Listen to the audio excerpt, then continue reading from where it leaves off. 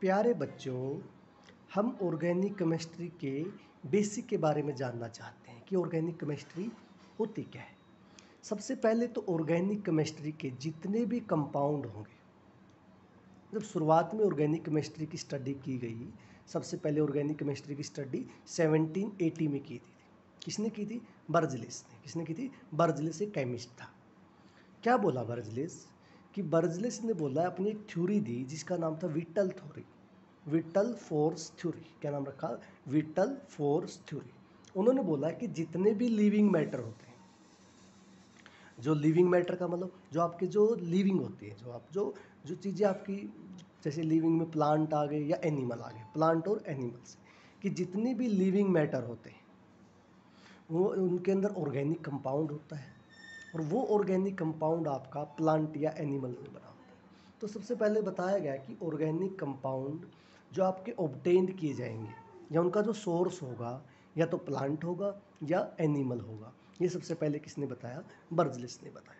अब बर्जलिस ने सबसे पहले एक छोटा सा कॉन्सेप्ट दिया कि ऑर्गेनिक कंपाउंड वो कंपाउंड होते हैं, study about carbon containing compound. Berzelius ने एक छोटी सी बात बताई कि ऑर्गेनिक कंपाउंड वही कंपाउंड होते हैं जिनमें हम कार्बन के साथ कार्बन कंटेनिंग कंपाउंड की स्टडी करते हैं। वो क्या होते हैं? आपके ऑर्गेनिक कंपाउंड।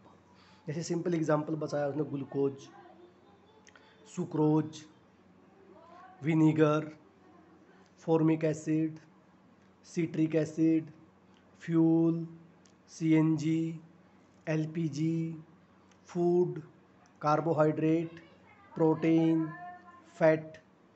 जैसे आपके प्रोटीन, फैट, प्रोटीन में आपके जैसे डीएनए, आरएनए, या जो हम क्लॉथ पहनते हैं क्लॉथ, या जो हम पॉलीमर यूज करते हैं पॉलीमर, या जो डाई होती हैं डाई, या जो मेडिसिन होती हैं, जो मेडिसिन हम दवाइयाँ लेते हैं किसी भी डिजीज़ को कवर करने के लिए, किसी भी डिजीज़ को क्योर करने के लिए, जो बीमारी हमारे अंदर हो जाती है, या जो ब्लड है, हमारे ब्लड के अंदर भी जो फ्लो होता है ब्लड, या जो मसल्स होती हैं, या जो स्किन होती हैं, ये सारे के सारे, या जो एल्कोहल होती है, या आपका जो फॉर्मिक एसिड होता है, ये सारे के सारे बेसिकली क्या आपके ऑर्गेनिक कंपाउंड है।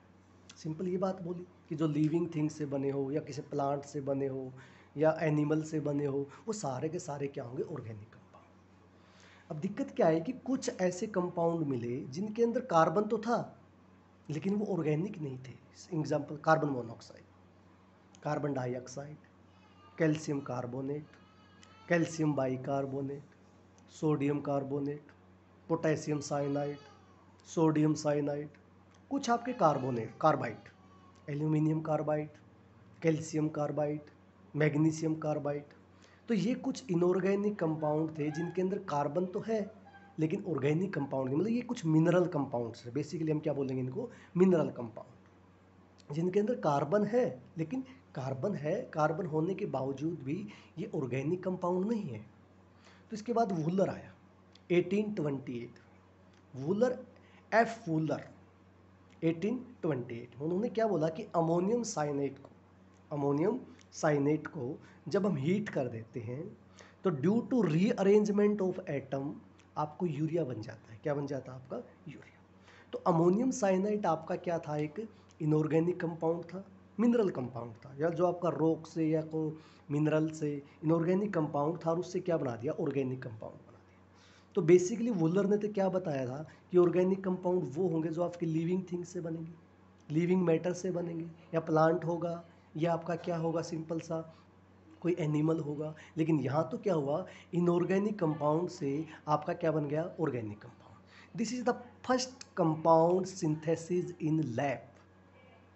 This name is urea. दो आपके यूरिया बना दिया, सिंपल।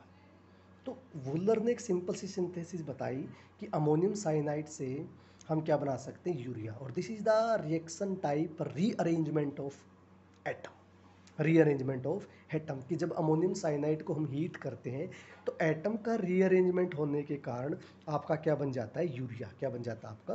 यूरिया। नेक्स्ट एक साइंटिस्ट आया जिसका नाम था कोल्ब। कोल्ब ने भी क्या किया? 1845 के अंदर, 1845 के अंदर उन्होंने क्या कर दिया? एसिटिक एसिड को प्रिपेयर कर दिया इनऑर्गेनिक कंपाउंड से। मतलब ऐसे कंपाउंड जो ऑर्गेनिक नहीं थे, मतलब आपके जो ना किसी एनिमल से मिले थे, ना हमें किसी प्लांट से मिले थे, उनसे क्या बना दिया, एसिटिक एसिड। क्या किया उन्हें, कार्बन डाइसल्फेट की क्लोरीन के साथ रिएक्शन करवा दी, क्या बना दिया, CCl4 कार्बन टेट्राक्लोराइड।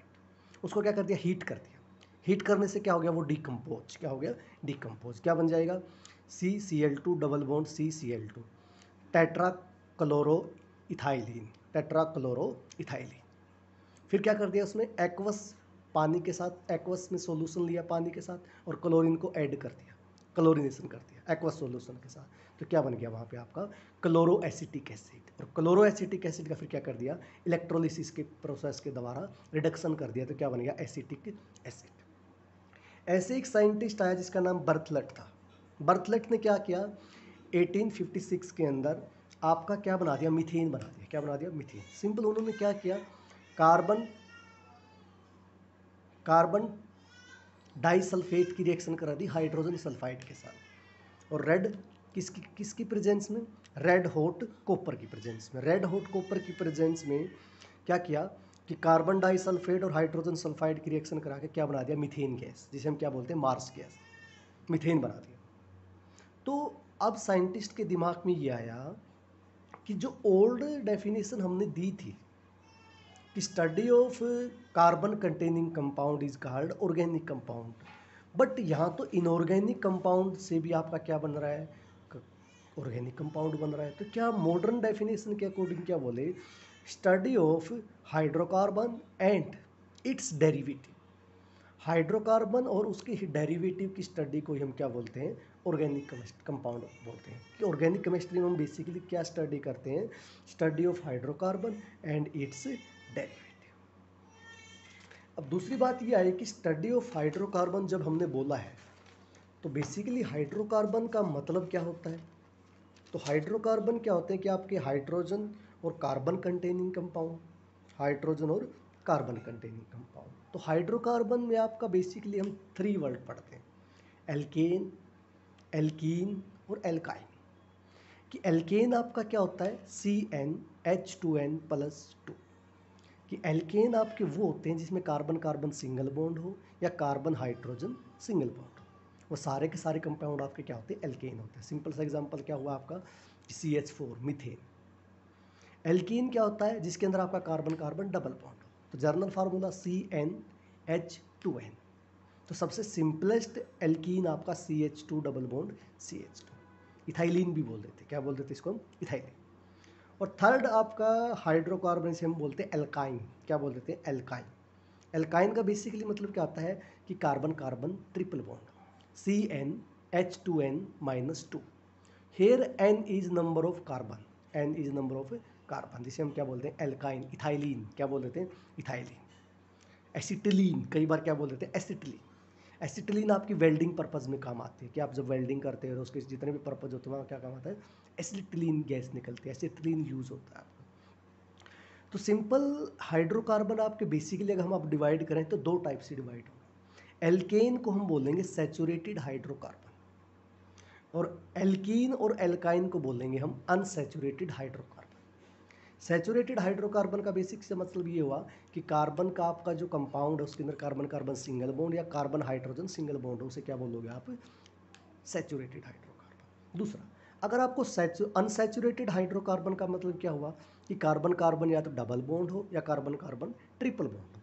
अब डबल बॉन्ड और ट्रिपल बॉन्ड को हम पता कैसे, अगर मान लें कि सिंपल हमें कोई बता करने पूछना चाहे हमसे, भाई आपके पास कोई कंपाउंड रखे हो और आपको कैसे पता लगे कि वो सैचुरेटेड है या अनसैचुरेटेड, तो सिंपल एक स्पैचुला लेंगे, कंपाउंड के ऊपर ऐसे रब करेंगे और फ्लेम के पास रख देंगे। जैसे ही फ्लेम कंपाउंड को हीट करेगी, अगर आपकी ब्लैक एंड सूटी फ्लेम आ गई तो आपका कंपाउंड अनसैचुरेटेड कंपाउंड होगा, तो ब्लैक और सूटी फ्लेम देता है अनसैचुरेटेड कंपाउंड। अगर आपका कंपाउंड सैचुरेटेड होगा तो सिंपल वाइट फ्यूम मिलेगी। कैसी फ्यूम मिलेगी आपको, वाइट। कुछ अनदर टेस्टिंग है जिससे हम पता कर सकते हैं कोई कंपाउंड ऑर्गेनिक कंपाउंड सैचुरेटेड है अनसैचुरेटेड है।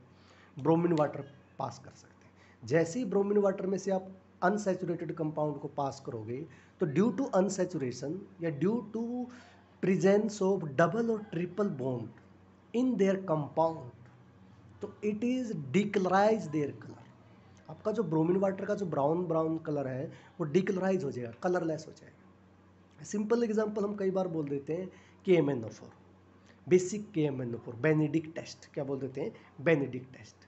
बेनेडिक्ट टेस्ट में क्या बोलेंगे कि आपका जो बेसिक सॉल्यूशन ऑफ KMnO4 लेते हैं जिसका कलर पर्पल कलर का होता है, जैसे ही आप अनसैचुरेटेड कंपाउंड के अंदर उसको डालते हो तो आपका जो पर्पल कलर है वो डीकलराइज हो जाएगा। क्या हो जाएगा आपका, डीकलराइज। अगर आपका कलर डीकलराइज हो गया तो इसका मतलब ये है कि आपका जो कंपाउंड है वो कंपाउंड आपका अनसैचुरेटेड कंपाउंड है। Thank you very much.